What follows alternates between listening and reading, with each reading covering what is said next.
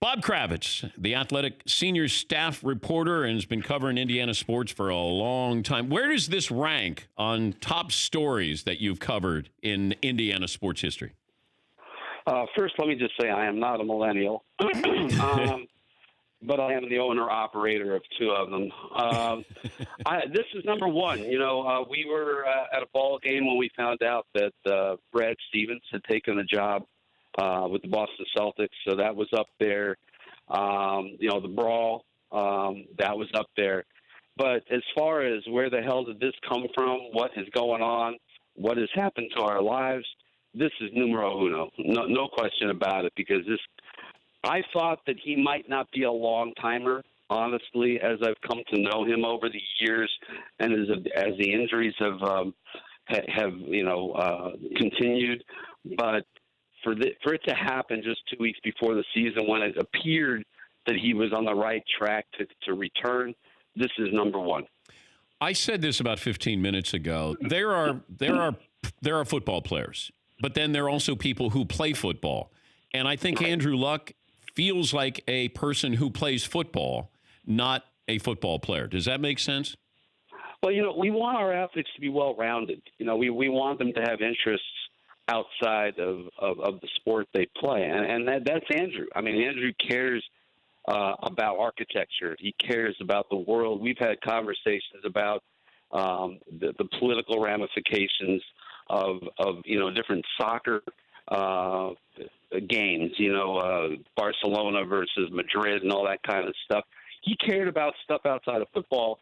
It doesn't suggest that he loved or loves the game any less than somebody else, than, say, a Quentin Nelson or whomever you might come up with.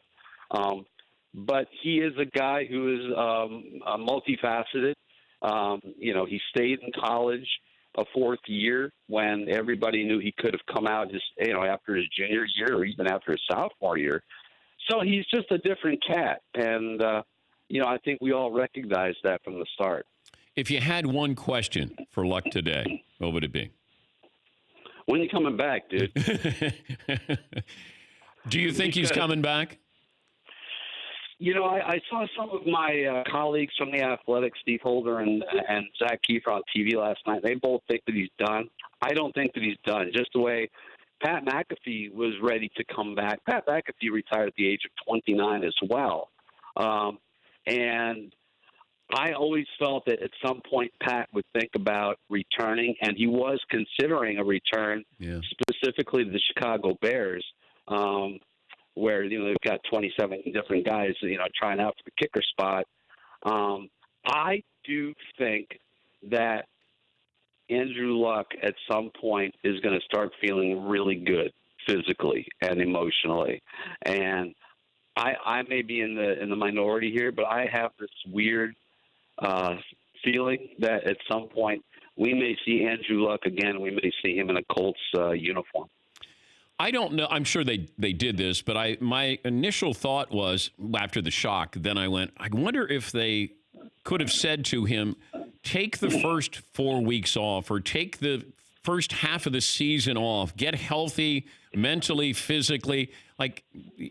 This wasn't a knee-jerk reaction, though, knowing Andrew Luck. It feels like he didn't just decide this in the last, week to 10 days, Bob. Absolutely not. Absolutely not. This has been going on for quite a while. In fact, Jim Irsay, I made some comments about how he's had conversations with Andrew in the past. And when he says the past, I don't think he's talking about the last week and a half, about talking him out of retiring. And I got the sense, I have to listen to the tape for the third time, that he was suggesting that they had these conversations when he had the initial shoulder situation. And look, he was considering walking away from the game when he was going through the shoulder thing.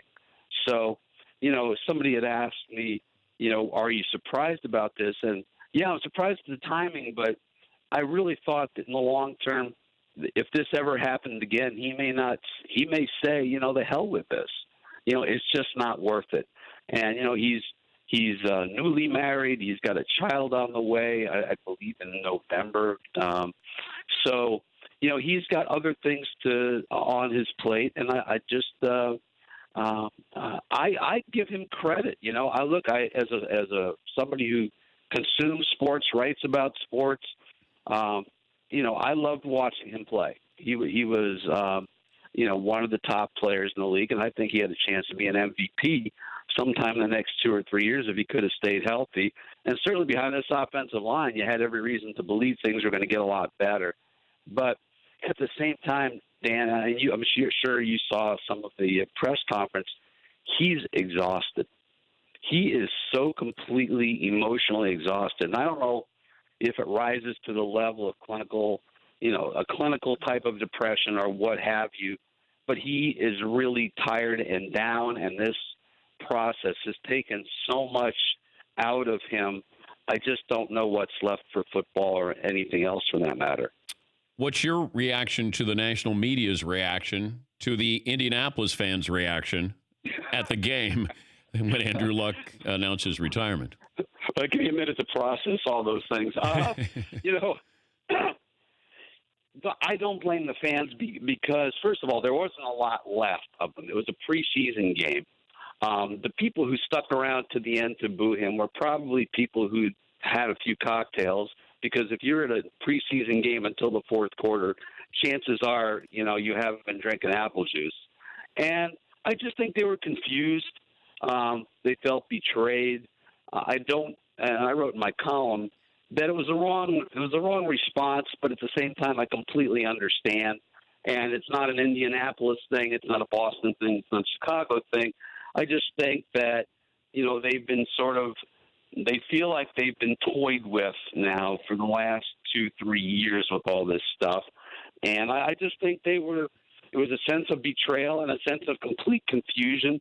And I would bet you that if you took 100 of those people who were booing and had them watch his press conference afterwards, I would bet you a good percentage of them would wish that they had not booed, that there was a real reason for what happened, a real thought that went into this whole thing. Let's end it with this. Jacoby Brissett will be what? Average. They think he's a top 20 quarterback. Okay. Now, what does that mean? 7-9, 8-8, 6-10. They have a pretty good team around them. I don't know how good he is. I don't think we can reach any conclusions based on what he did 2 years ago when he, rolled into town, literally had to learn the entire offense on the fly, never understood the playbook completely, was surrounded by a terrible team that ultimately went 4-12. The coaching staff wasn't good. This time he's got a really good coaching staff, great offensive line, good people on the outside. He's got an improved defense, so they ought to be competitive.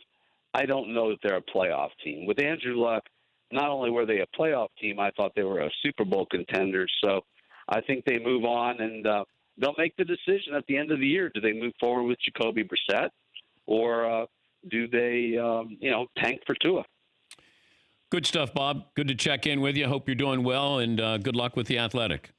Okay, thanks so much, Dan. Take care. That's Bob Kravitz, senior staff reporter for The Athletic. For more Dan Patrick Show, tune into Audience Channel 239 on DirecTV. Stream for free on BR Live or download the Dan Patrick Show app.